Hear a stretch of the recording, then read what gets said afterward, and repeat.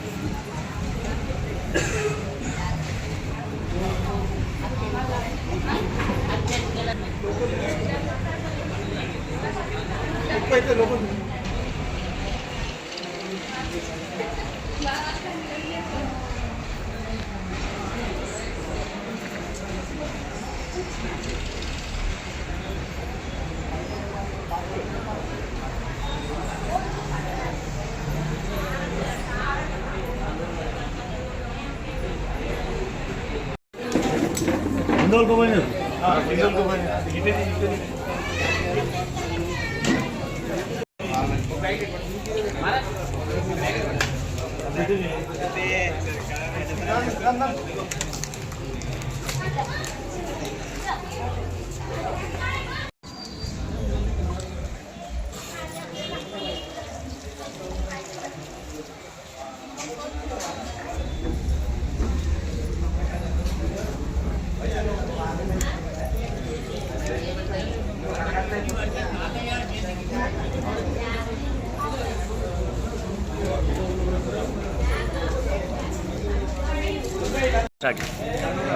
శ్రీ కోదండరామాలయ తృతీయ వార్షికోత్సవ సందర్భంగా గ్రామ పెద్దలకు, పత్రికా విలేకరులకు అందరికీ హృదయపూర్వక నమస్కారాలు.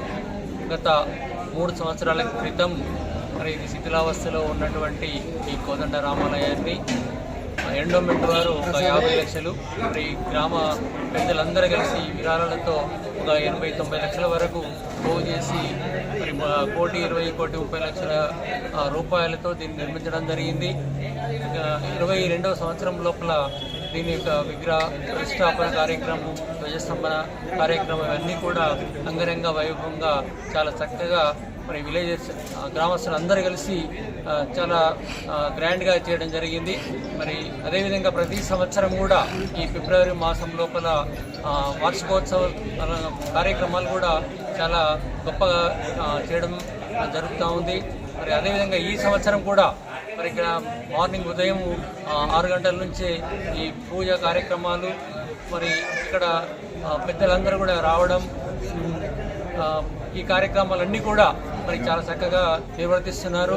మరి ఈరోజు అన్నదాన కార్యక్రమం, ఈ పూజ కార్యక్రమం తర్వాత ఇవన్నీ అయిపోయిన తర్వాత అన్నదాన కార్యక్రమం కూడా ఉంటుంది.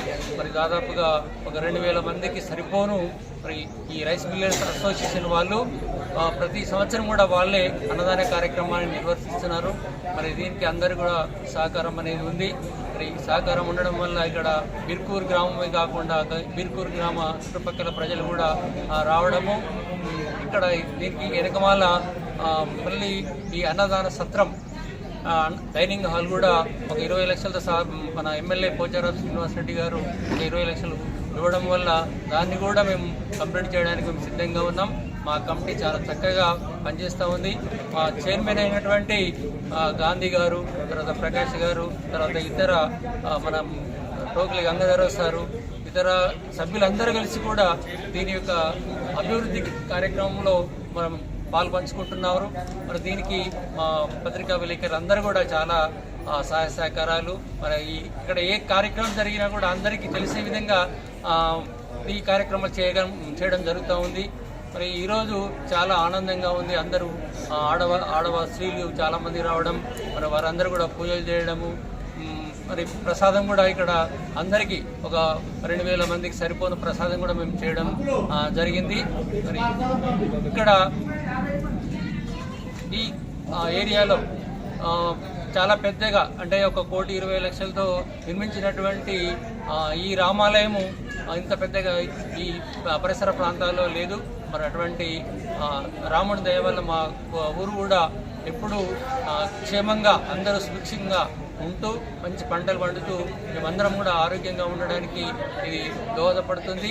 ఇక్కడ ప్రతిరోజు కూడా ఇక్కడ ప్రసాదం మార్నింగ్ తర్వాత ఈవినింగ్ కూడా ప్రసాద కార్యక్రమం, పూజా కార్యక్రమాలు, తర్వాత గురువారం రోజు పల్లకి సేవ, శనివారం రోజు హనుమాన్ చాలీసా కార్యక్రమాలు ఇవన్నీ కూడా సక్రమంగా జరుగుతూ ఉన్నాయి.